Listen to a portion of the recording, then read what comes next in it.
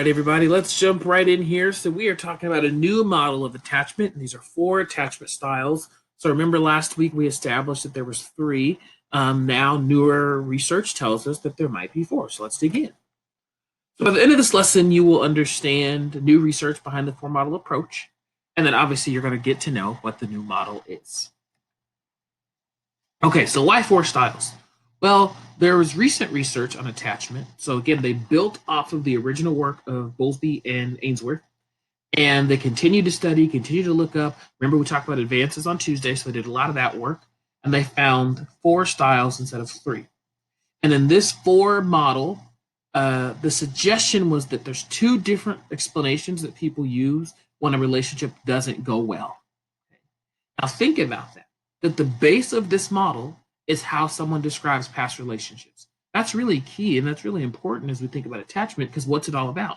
That primary relationship, but then we build on to other relationships as well. Okay.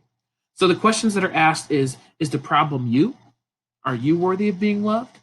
Or is the problem the other person? And do you believe that others are not to be trusted and unreliable?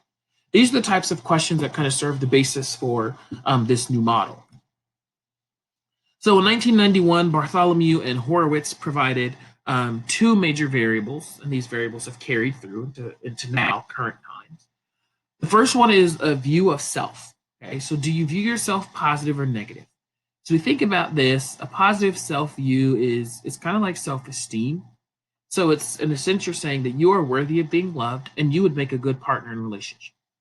So if you have that view, you're going to fall into a certain category in this new four model. It also has your view of others considered. So a positive view of others means that you think other people are trustworthy and you actually go and seek and want healthy relationships. As we think about this, the negative is just simply the opposite, okay?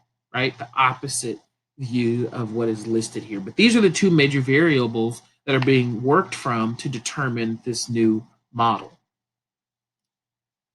So here's the new chart. So 4-cat model of attachment. So on the left side down there, you can see positive view of others, positive or negative view of others. And then at the top, positive view of self, negative view of self. When those two meet, so let's say positive of others, you have a positive view of others and you have a positive view of self. In the new model, you would have a secure attachment style and you would be comfortable with intimacy. That's kind of the cornerstone of that one. If you have a positive view of others but a negative view of yourself, in this new model, you'd have a preoccupied attachment style. And that would really be identified by being anxious and jealous. If you have a negative view of others but a positive view of yourself, you'd have a dismissing attachment style. So this is someone who's narcissistic and avoids long-term intimacy. And then if you have a negative view of others and a negative view of yourself, you have a fearful attachment style. Avoidant, fearful, if you remember from the last one. And that avoids social connections in general. So you can see secure stays the same from the 3-category model. Anxious, avoidant, or anxious as ambivalent, and avoidant, fearful are the ones that get broken up into different categories. So let's jump into these now. Bartholomew and Horowitz did a college student survey, and in this survey they found this about the 4 different categories. The first is that secure people, the style matches the same one from the 3-category model. So these people had high levels of intimacy in friendships and romantic relationships. A lot of self-confidence, warmth, and balance in the relationship. So again, this kind of overall balanced person when it comes to relationships. Let me clarify before I go on. I'm not saying that people who have a secure attachment style are better than people who don't. Certainly, that's just not true. And I don't think that there's really any purpose or value in measuring yourself compared to other people. What's important is that acknowledgement of your own, finding out where it came from, and seeing if you can find some solutions to it. Or to if you struggle with relationships, possibly attachment could be an issue. So that's one of the reasons why I want to give you this information. The second one is dismissing. And they found that these people showed high levels of self-confidence, but very low levels of emotional expressiveness, empathy, and warmth toward others. Okay? They didn't really rely on people in times of need or were less likely to share personal info. So I bet you could go back to that chart from a week ago when we talked about what happens when parents leave and all that and find connections to these styles. Wow. Okay. So I'm not going to start the video over because I had to yawn. I figure I'd just move on. So preoccupied. These are people who are opposite of dismissing. Okay. So they showed low self-confidence, but high levels of personal self-disclosure, high levels of emotional expressiveness, a lot of crying, and caregiving behaviors. So you see where they don't have that high confidence, they actually have really low confidence, but they are willing to express and love a lot on other people. And that's where we get the preoccupied attachment style from. Lastly, we have the fearful. And these were people who are low in self disclosures, low in intimacy, um, low levels of relationship involvement. They rely a lot on others and or low levels of reliance on others and low self confidence. All of these things are low, right? Low effort put in to relationships and they don't expect much. These are people who are not seeking relationships the same way someone in a secure attachment style is. They're probably avoiding them, and if they do get into them, they don't expect much of their partner. And they may, you may have heard of people who they're treated so well that they actually want the person to be gone because they're uncomfortable or not used to the attention that they're getting. So maybe take a pause here and look at these different styles and think about yourself.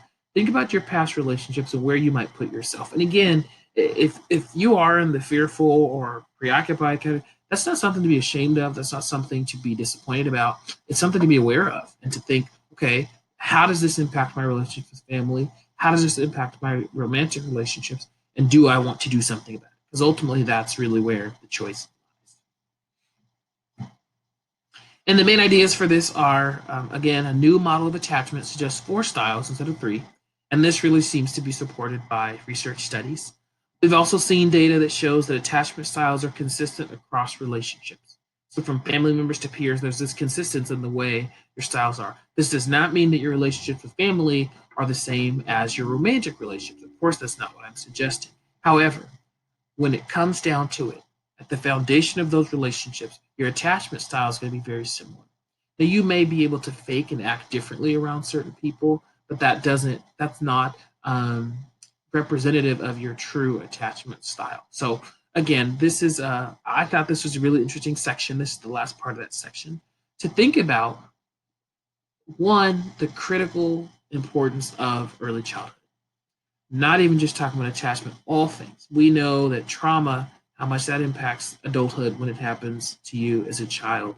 We can see attachment. We can think about learning and the ability to learn in the future, the ability to speak, the ability to, all these things are tied to really that 0 to 4 age group, that really early childhood where those so many neurons are just flying around and those neural connections are budding. You have to, as you think about your future, say you want children, if you do, consider that. Consider the messages you're sending them. Consider how you're setting them up for their later lives. Consider the partners that you choose, right? Because some of you are seniors and some of you may be, ready to be married sooner, 25 or less. Consider the person that you choose and what impact will they have on the child that you eventually have. If you don't want to have children at all, that's fine, but it's still really important to think about relationships if you want to be in relationships and what type of relationship you'll have and what ways can you reconcile with your past and deal with some of those things if it's getting in the way. So I will step off my soapbox because I could go on forever, but I'm really pleased with this unit, and I think it was really interesting to think about and talk about attachment and different attachment styles. So I hope you enjoy, and I look forward to reading your responses to this week's critical thinking question.